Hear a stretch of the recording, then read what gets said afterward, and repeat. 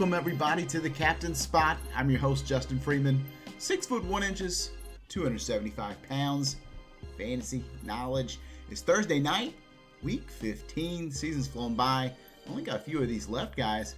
We'll talk a little Thursday night action between the Chargers and the Raiders. This game is in Las Vegas, sitting with a hefty little 53-point total.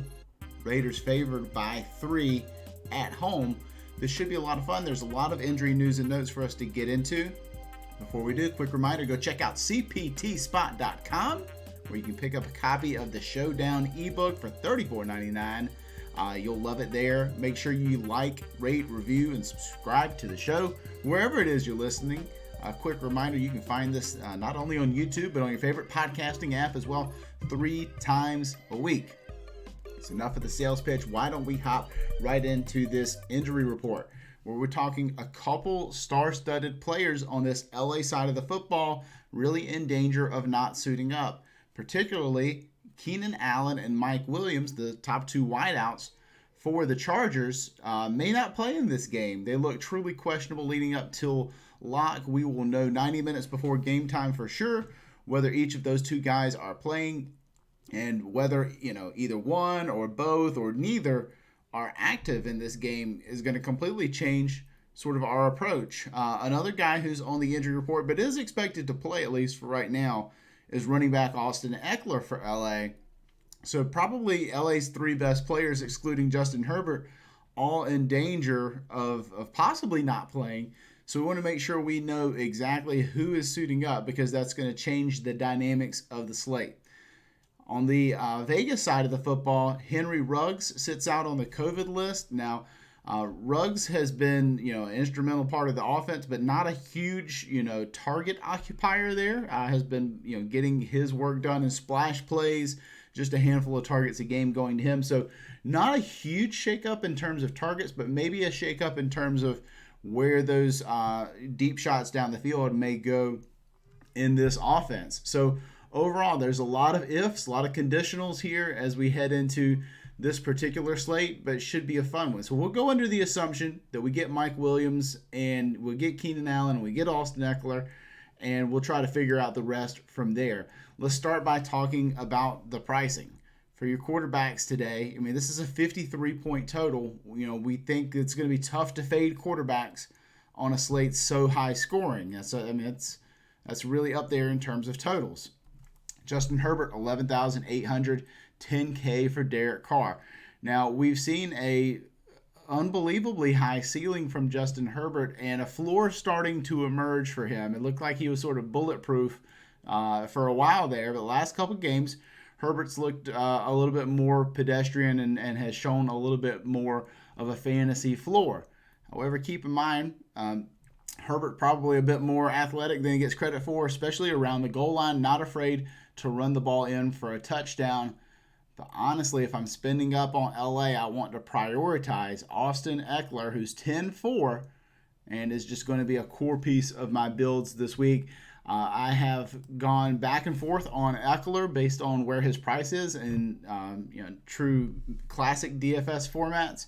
But since returning from his hamstring injury, 72%, 60%, and 60% of the team snaps. Now, that's not, if this were most running backs, would be a little bit concerned. And maybe you should be for Austin Eckler as well. But this is a guy who has a history of, getting elite production, elite fantasy production, without sort of this true featured old school bell cow running back type of role. Like, we don't project Austin Eckler for north of 60% of the rush attempts in this game. Because that's not his role. But we will project him for close to 20% of the team's targets, which, of course, 20% of team targets is better than some wide receiver ones around the NFL. So basically you're getting low-end wide receiver 1 usage out of Keenan Allen, plus another dozen carries on top of that. Just gives him a phenomenal floor and ceiling. 10-4, certainly a player that I am drawn to here this week. Now, keep in mind, 1 game sample sizes, weird things can happen. So looking at the running back side on Las Vegas, obviously we had the return of Josh Jacobs last week. He came in and played 43% of the team snaps. That was bit of a letdown there for Jacobs. Did get 59% of the team's rush attempts. Perhaps they're sort of easing him back. But if you look back at snap shares for Josh Jacobs, it's never really been super sexy. He's averaging 62% of the team snaps on the year from the running back position. 8,800, you just got to figure out whether you think Josh Jacobs scores a touchdown or not, if he's heavily involved in this game or not, or whether the team sort of goes with this three-man committee type approach where he's obviously the clear number one, but you got Jalen Richard and Devontae Booker both filling crucial roles in that offense as well. Like we've seen Devontae Booker steal touchdown work away from Josh Jacobs in the past, and Josh Jacobs just been really inefficient for large parts of this year. So overall, a player I feel comfortable fading at $8,800. I want to mix him in, obviously, if you're building a lot of lineups, but overall, not somebody who I'm just terrified to not have in the lineup, so that he could have multiple touchdowns. You know how this game works. Standard caveat supply. So looking at some of the other running back options behind Eckler and behind Josh Jacobs, you do have Devontae Booker priced at $1,800. And that's a reasonable punt in a game where maybe you want to spend up. Maybe you want both quarterbacks. Maybe you want Eckler. Maybe you're going to want Keenan Allen as well.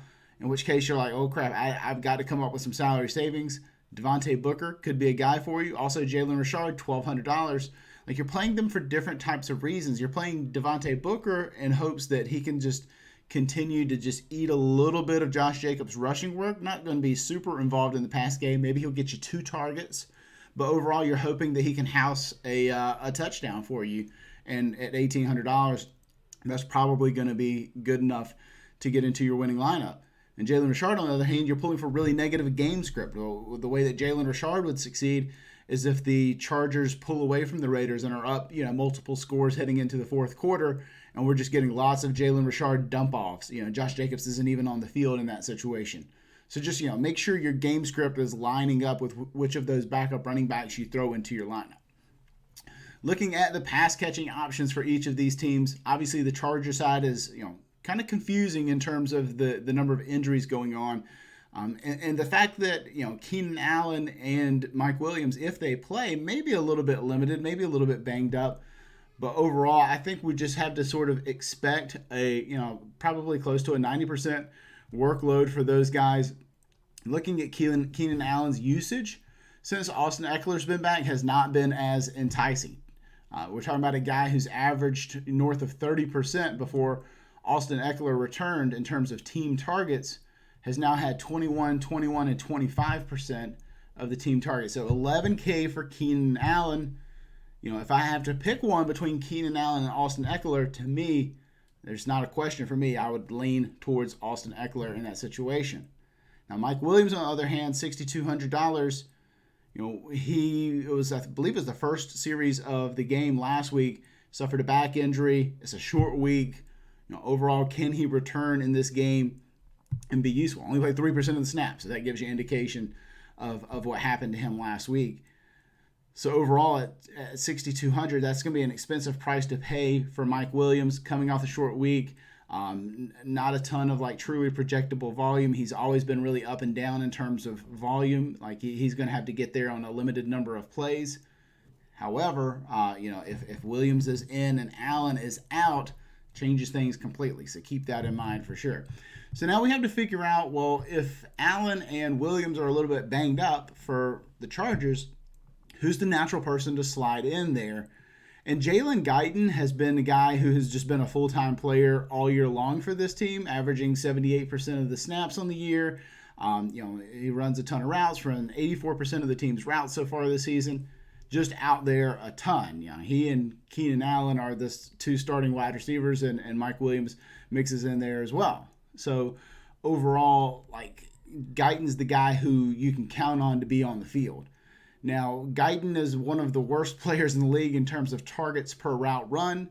Obviously, it kind of hurts. It's tough to get a lot of targets when you're playing on the same offense as Austin Eckler and Keenan Allen. Yeah, you're going to be the odd man left out if you're out there running a lot of routes. So can Jalen Guyton at $2,800 in a reduced capacity to Keenan Allen and Mike Williams step up? Yeah, I think absolutely. And Guyton has been a tremendous deep play threat. He's a good play, just sort of straight up. I like guys who are out there on the field they have opportunities to have variance head in their way. So $2,800 for Jalen Guyton, certainly like that. Tyron Johnson is the guy who sort of stepped up in Mike Williams' absence last week. He'll cost you $5K this week at wide receiver for the Chargers. Came in and played 74% of the team snaps, ran a route on 80% of Justin Herbert's dropbacks. Really good usage. So if you have to think about like true Mike Williams replacement, it's probably Tyron Johnson. Jalen Guyton's role really doesn't change there. I wouldn't go too deep down into KJ Hill. You could. He played 22% of the team snaps last week. He'll cost you $200. Overall, I would just try to keep it a little bit tighter than that, especially since we know with so many targets going to Eckler and Allen, there's only so many left to go around there in the Chargers offense. At tight end, Hunter Henry obviously is the guy you're going to want to play there. You can play Donald Parham for $200. Matter of fact, Henry is $5,800, but Parham at $200 is a alpha red zone threat for this offense. He's 6'8", XFL superstar, Dallas Renegades, mount up. Fantastic red zone player. So $200 if you're trying to steal a cheap touchdown, Donald Parham could be your dude. On the LA side of the passing game, obviously without Henry Ruggs in this game, we're looking at full-time roles for Nelson Aguilar and Hunter Renfrow. Question is, who might emerge as the number 3 in this offense? We've seen Bryan Edwards play. We've seen Zay Jones play, but we've never seen either of them like just truly get a feature role in the offense. So with Ruggs out, it seems like one of those two guys ought to see close to 50% of the snaps in this game. Will it be Bryan Edwards or will it be Zay Jones? I think it's more likely to be Zay Jones at this point. Zay Jones is going to be an outside receiver. He can win out there. Bryan Edwards, more of a slot man. They're very, very cheap options, $400, $800. If you can nail the call on either of those two guys, you could probably stand to make a profit here in this game because one of them will be on the field plenty. Or the team could go with more 2 tight end sets. Obviously, Darren Waller, $9,400, is going to be just a target monster in this game. There's just so few options to soak up targets in this offense. With Ruggs gone, there's one fewer mouth to feed. So at $9,400, Waller is a guy that I'm definitely prioritizing in my builds this week, averaging 28% of the team's targets so far this year. You should see that number be close to stable again this week, if not increase a little bit. So $9,400, very interesting. So who would be the next man up behind Darren Waller? It's sort of been a committee so far this year between Jason Witten and Foster Moreau. Those two guys could battle it out. Overall, I might would lean a little bit more towards the Witten side. He's had slightly better snap usage so far this year. So overall, there are a handful of different ways that we can go there. There's a gaping hole there in the Henry Ruggs role. Could get Zay Jones there in your lineup at $800. Would be a really unique way to go there. Let's take a look at the captain assignments here this week, where Austin Eckler just leaps and bounds, man. Takes advantage of our captain designation here. We do 10,000 simulations. Austin Eckler is the winning captain in over 30% of those lineups, followed by Keenan Allen, then Darren Waller, Josh Jacobs, before we get down to Derek Carr and Justin Herbert. So overall, obviously I'm pretty sure I'm going to like Eckler captain more than the field, and not afraid to just live there and rock and roll with some Eckler captain lineups. That floor ceiling combo is truly unique, and we want to take advantage of that. Looking at the flex appearances, obviously our quarterbacks rise to the top there, with Justin Herbert and Derek Carr being active parts of those lineups. Eckler, of course, is a good flex option in lineups where he is not the captain. Josh Jacobs, Keenan Allen, Darren Waller. And so, ordinarily, if back in the old days when Eckler was not in these lineups, you'd see Keenan Allen probably at the top of the captain consideration. And this is just sort of an indication of, where his new role falls in this offense with Austin Eckler back. And there you see Darren Waller there, considerable, target usage there for Darren Waller as well. Hunter Renfrow, Kalen Ballage, so another guy behind Austin Eckler who you can consider playing. Ballage, $2,400. We're talking a fully healthy group there for the LA Chargers with Austin Eckler, Kalen Ballage, Joshua Kelly, Justin Jackson, Troy Maine Pope. The whole group is back and available. I imagine they'll only dress 4 at the max, But overall, Kalen Ballage is the guy who's going to take take a little bit of load off for Austin Eckler. Should also talk about Nelson Aguilar a little bit because his role should stand to increase some here in this offense with Henry Ruggs out. Should see him on the field almost all the time here at this point. So, overall, we've got a lot of information here. There's a lot of opportunities for us to backfill empty roles, vacated targets in each of these offenses. We want to make sure we keep our tight eye on news all the way up until lock. 90 minutes before lock is when you'll get your inactives report. Check that out. Make it a part of your daily routine when you're building these showdown lineups to be checking your inactives. And we can sort of rebuild from there. Overall, a lot of cheap and interesting options here in this week. We've got $2,800 Jalen Guyton, already a full-time player. We've got $5,000 Tyron Johnson, who would slide into a Mike Williams role should he miss. We've got Kalen Ballage at $2,400, who could siphon away some opportunity from Austin Eckler in lineups where you're fading Eckler or just flexing Eckler. Might not be a bad idea to consider some Ballage. We've got a battle between Brian Edwards and Zay Jones for backfilling the Henry Ruggs role. We've got boosts to Nelson Aguilar, Hunter Renfrow, with Ruggs gone. So overall, a lot of things for us to consider. We got our guy Donald Parham. Can't forget him, $200. Cheap red zone threat. We've got Devontae Booker as a way to get some leverage on non-scoring opportunities for Josh Jacobs. A lot of things to consider. Should be fun. That'll do it here for Thursday night. Be sure you stay tuned. I think we'll probably bring you something for Saturday night football. We've got a 2-game slate on Saturday. So come back. We'll check you out then. If not, we'll see you on Sunday. And then the Monday show over on the Mayo Media Network. That'll do it for me. Follow me on Twitter at JustinFreeman18.